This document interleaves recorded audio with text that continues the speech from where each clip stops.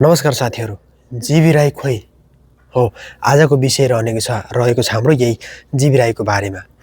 पुराना राजनीतिक दलहरूको जब सत्तामा थिए त्यति बेला राष्ट्रिय स्वतन्त्र पार्टी अथवा हामी जस्ता आम सर्वसाधारण जनताहरूले भनेको के थियो कि जीवी राईलाई पुराना राजनीतिक दलहरूले फसाए लुकाएका छन् ताकि रवि लामेछानेलाई जेलमा थुन्न सकियोस् भनेर, त्यो मुद्दालाई रवि लामेछानेको टाउकामा राख्न सकियोस् भनेर पुराना राजनीतिक दलहरूले केपी शेरे प्रचण्ड यी सब मिलेर यिनीहरूकै नेतृत्वमा जीवी राईलाई देशबाट भगाएका छन् भन्ने खालको एउटा भाषा सिर्जना भएको थियो। तर तर तर तर अब त्यस्तो छैन। अब पनि जीवी राईलाई समातेर नल्याउने हो भने हामी जस्तो आम सर्वसाधारण मान्छेले जनताले के बुझ्ने? त्यो भएको कारणले गर्दाखेरि अहिले रवि लामेछानेकै सरकार छ अहिले। यति बेला पनि जीवी राईलाई ल्याउन नसके खोजेर कहिले ल्याउने त?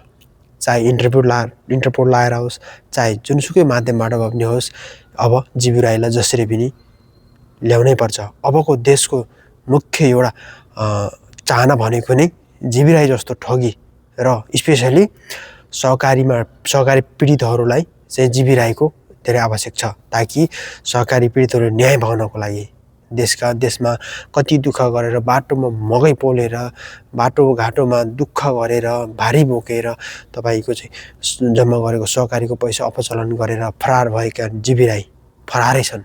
तर रवि लामेछानेलाई समातेर जेलमा हालेको थियो। रवि लामेछानेलाई म चाहिँ त्यो मुद्दाको दोषी होइन भनेर अहिलेसम्म उम्किरहेका छन् होइन, र अहिलेसम्म जनताले पताएका पनि छन् कि रवि लामेछाने उनी दोषी होइनन् भनेर, र त्यसअनुसार उनले चुनाव जितेका पनि छन् र हामीले सबैले मान्दै आएका छौँ। रवि महान छन्, नेपालको राजनीतिमा उनले धेरै ठुलो फड्को हानेका छन् र धेरै भुइँ मान्छेहरूलाई पनि उनले अहिले ठुलो पदाधिकारी बनाइदिएका छन्। त्यसमा रवि लामेछानेलाई सल्युट छ। तर जीवी राई चाहिँ चाहिन्छ। अब सरकारले लिन नसकेको मान्छे, सरकारले खोज्न नसकेको मान्छे कसले खोज्छ त? त्यो भएको कारणले गर्दाखेरि जीवी राई अवश्य पनि चाहियो। हिजो बिहानका दिन र आजका दिनहरूमा कम्पेयर गर्नु पर्दाखेरि अब सरकारमा आफू भइसकेपछि इन्टरभ्यू लाएर हुन्छ जसरी भए पनि जीवी राईलाई झिकाउनु पर्यो। जीवी राईले किन झिकाउनु पर्यो भने सहकारी पीडितहरूको लागि, हामी जस्ता सर्वसाधारण जनताहरूको लागि र रवि लामेछानेलाई निर्दोष बनाउनको लागि। जसरी पनि अहिलेको सरकारले, बालेन सरकारले रविको नेतृत्वमा है जसरी भए पनि जीवी राईलाई चाहिँ निकाल्नै पर्छ। यो चाहिँ अब कसरी हुन्छ? कता समाचार माध्यमहरूमा सुनिएको छ कि जीवी राई अब मरिसके रे, जीवी राई जीवित छैनन् रे, अब जीवी राई चाहिँ फरार छन् रे, पत्ता लगाउन सक्दैन। त्यस्तो होइन। यदि देशले चाहन्छ भने इन्टरपोल लाएर जुनसुकै देशबाट पनि जीवी राईलाई झिकाउन सकिन्छ। देशले चाहे जे पनि हुन्छ। पुराना मान्छेहरू त ठिकै छ, चासो गरेनन् होइन, रविलाई मात्र जेलमा हाल्ने कोसिस गरे, त्यो हाले पनि होइन। अब निर्दोष भएर निस्किए पनि अहिले निर्दोष त छैनन्, तर उनी तारिफमा धाइरहेका छन् रवि लामेछाने।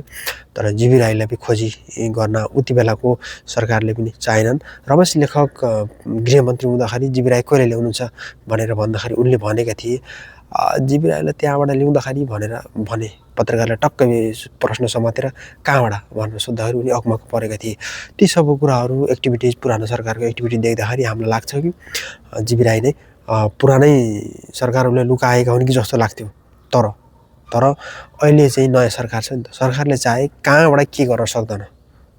त्यसैले अहिले पनि सरकारले निकाल्न सकेन भने हामीले चाहिँ रविलाई दोषी ठान्न पर्ने हुन्छ र रवि लामेछानेको उन्मुक्ति पाउने चान्स बहुत कम छ। त्यसैले रविको विकल्प, उन्मुक्ति पाउने विकल्प भनेकै जीवी राई हुन्। त्यसैले जीवी राईलाई जसरी भए पनि जुनसुकै कुनामा भए पनि लास जे भए पनि जीवी राईलाई पक्राएर नेपालमा झिकाउनै पर्छ साथीहरू, जसरी भए पनि। हस्, आजको विषय यति नै हो साथीहरू। यस्तै राजनीति एनालाइसिस अथवा गतिविधि भइरहेको कुराहरूमा मैले भिडियो बनाउने गर्छु। च्यानल नयाँ हुनुहुन्छ भने सब्सक्राइब गरेर जोडिनु होला। धन्यवाद।